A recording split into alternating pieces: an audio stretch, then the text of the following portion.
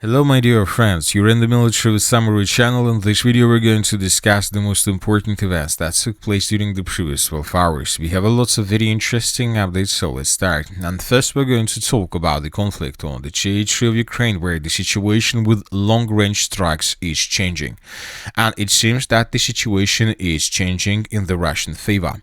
During the previous evening, pro-Ukrainian sources published this picture where we can see the approximate routes of Ukrainian drones, and according to this picture and according to this article, the Ukrainians used 200 of drones to attack the territory of Russia. And later, the Minister of Defense of the Russian Federation reported that the Ukrainians used just 72 drones to attack the territory of Russia, and all these drones were destroyed between 8 p.m. of the 31st of May to 7 a.m. of the June 1st of 2026. And as you can see, there is a very big gap. The Russians are saying 72 drones and the Ukrainians are saying that there were 200 of drones. But the thing is that two important things. The first one is that during the morning of the 1st of June of 2026, we haven't received even a single video that can confirm that the Ukrainians during the night managed to deal at least any damage, at least some damage to objects of any infrastructure on the territory of Russia. And the most important thing, the second thing, if you want to launch 200 of drones, you need to use at least 70 trucks. And we know that now these days the Russians are hunting trucks and trying to destroy them all over the entire territory of Ukraine. I would like to remind you that yesterday pro-Ukrainian sources published this picture, and here we can see that the Ukrainians used trucks, regular commercial trucks, to carry drones and to attack deep inside of the territory of Russia. And just according to this picture, you need at least one truck to launch 3 drones, which means that if you want to launch 200 drones, then you need to use 70 trucks. But once again, the Russians are hunting and attacking this type of vehicle across the entire territory of Ukraine. Just yesterday, we discussed that a parking lot was attacked and destroyed on the territory of the city of Chernihiv. And these pictures were received during the 31st of May of 2026. As of this picture, very difficult to calculate the number of trucks that were destroyed by Russians, but probably 5, maybe even more trucks, which means that from 10 to 20 drones were destroyed just during this attack, and the most important, their carriers were destroyed. And for example, yesterday we also received these pictures where we can see once again the consequences of attack on this parking lot where the trucks were destroyed. And the thing is that, as we discussed, that these videos and these pictures are not the only pictures that were published by pro-Russian sources.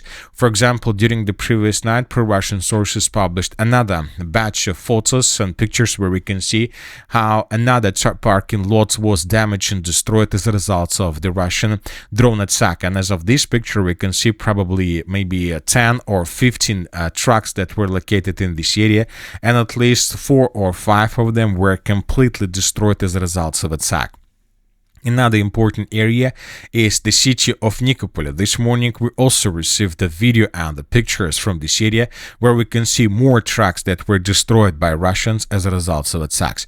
So now the Russians shift their focus towards this vehicle, and if Russians discover or spot the concentration of trucks or single trucks across the territory of Ukraine, the Russians use all types of drones and weapons they have just with one purpose: to destroy this type of vehicle and not to allow the Ukrainians to use these vehicles to attack deep inside of the territory of Russia.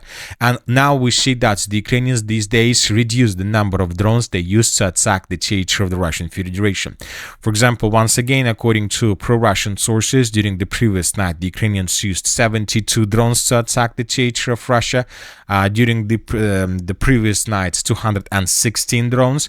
During the 30th of May night, the Ukrainians used 127 drones, and these numbers are much less in comparison with the numbers we had in April or in the first half of May of 2026, which means that the situation is stabilizing.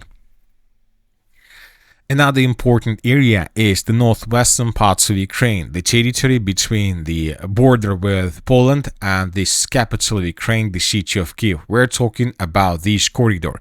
This corridor is the most important corridor for the armed forces of Ukraine, for Ukraine itself, because there are lots of cities and towns, lots of objects of energy infrastructure, and the most important, there are several logistics lines like M07 and M06. And according to information we have, these days the Russians are trying to establish complete control over these territories with drones. The Russians are trying to do a similar thing that the Ukrainians managed to create through the regions like Donetsk, Zaporozhye, Kherson and Crimea, where the Ukrainians established also total control over the Russian logistics, and the Ukrainians attacked fuel tanks and fuel trucks almost every single day. Now the Russians are doing the same thing in the northwestern parts of Ukraine. For example, this morning we received pictures and a video from the settlement of Horestin. In this video we can see the consequences of another attack. A fire broke out right after the Russians attacked another object of a fuel infrastructure in this area. Here we have the same episode, but from another angle. Something was significantly destroyed. And I would like to remind you that just yesterday we discussed the situation from the Rivne region, from the territory along M06 road, and yesterday we had almost something similar.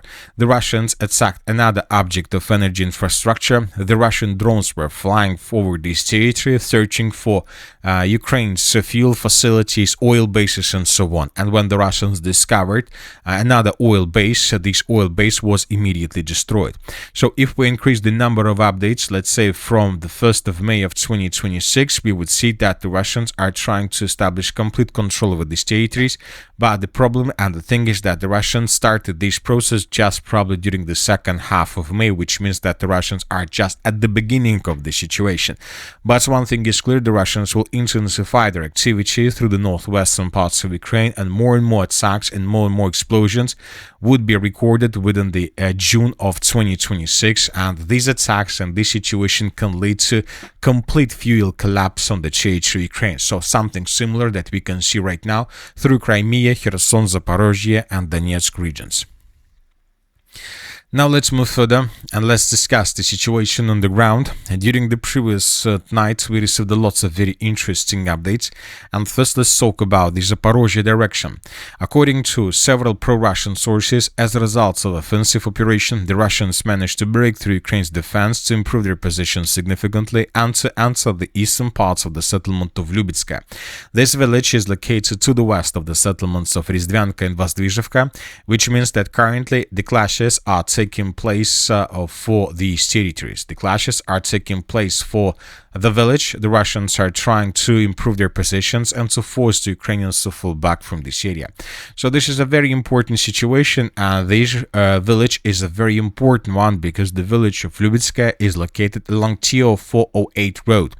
The Ukrainians use TO804 road for the logistic purposes. There is a village settlement of Nikopol to the north, and the Ukrainians use this TO408 road with the purpose to supply and support the contingent on the territory of the Chernihiv agglomeration. But if the Russians are able to force the Ukrainians to fall back from the settlement of Liubytske, and if the Russians are able to establish complete control over the territory, then the Ukrainians would lose control over this logistic line, which means that Ukrainians would be forced to shift their logistics further to the west and closer to the city of Zaporozhye. And if it happens, the Ukrainians would be forced to use these roads and these lines with the purpose to supply and support the contingent on the territory of the city by the name of Chernihiv and the Chernihiv agglomeration. But the most important thing is that Russians have already established certain control over the territory. Almost every single day we receive videos, a video of how Russians attack these territory with FPV drones, how Russians attack these territory with aviation. So the settlements of Tavriske and and Lyubimovka and Yurkovka are under complete Russian control, fire control, and for now it's becoming very, very difficult for Ukrainians to use this territory for any purposes. We have lots of videos published from this area of how Russians were bombing and attacking this territory with aviation. The Russians know right now the Ukrainians use these cities for main logistic purposes to support the contingent on the territory of the settlement of Orekhov and the Orekhov agglomeration, and due to the high risk of losing the logistics through the settlement of Liubytske, we see that the situation around the city of Orekhov is deteriorating for the armed forces of Ukraine, which means that the main battle for the city of Orekhov itself is approaching. Now let's move further and let's discuss the situation in the Dobropolye direction. During the previous 12 hours, additional changes on the ground were recorded. So this is the end of the 31st of May of 2026. This is the beginning of the 1st of June of 2026. According to information we have, the Russians continue approaching from the east in the direction of the settlement of Sergeyevka. According to different reports that we have received since the beginning of April, the settlement of Sergeyevka was caught by the Russians, was semi-encircled by the Russians, and now the Russians are trying to create a cauldron and to encircle the settlement completely. And the Russians are trying to create a buffer between positions of the armed forces of Ukraine and the city of Pokrovsk itself to secure the city and to have possibilities to bring additional equipment, additional positions and forces on the territory of the city, and to start the preparation before moving further and deeper inside of the territory of Ukraine from this direction. The Konstantinovka direction, small changes were recorded between the settlements of Rusin Yar and Stepanivka. The Russians are planning to finish the battle for these territories also in coming days. These days we received lots of updates of how Russians were dropping documents suggesting the Ukrainians to surrender, and now we see that the Russians began their major offensive operation with the purpose to finish the battle for this territory and to begin clashes for the settlement of Huliaipole. As for the eastern SLOVIANSK direction, these days we continue receiving updates about significant number of episodes of clashes and aviation strikes from this area. The Russians intensify their activities. In coming days, most likely will receive updates about the situation in the settlements of Alexandrovka and the Piskunovka. Most likely in coming days, the battle for these territories will be finished. As for the northern directions, during the previous 12 hours we haven't received anything special. The clashes in this area continue. During the night a fire was recorded on the territory of the city of Kharkiv, but as you can see, without significant changes.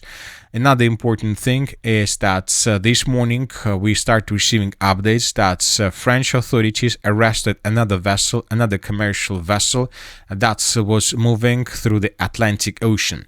French Navy forces detained the tanker Tagor in the Atlantic Ocean while it was en route from Russia. French President Emmanuel Macron said, adding that the vessel is under international sanctions and that the operation was carried out with support from several partners, including the United Kingdom.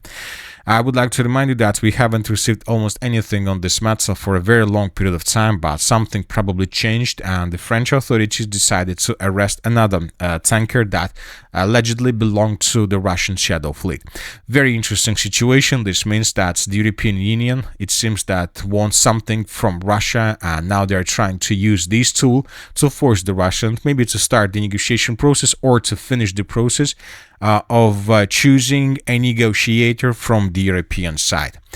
And that's it for the short video. The Military Summary channel reminds we condemn any violence in the world. Thank you for watching. Subscribe to my channel, put your likes, join my Patreon, and have a good day. Bye bye.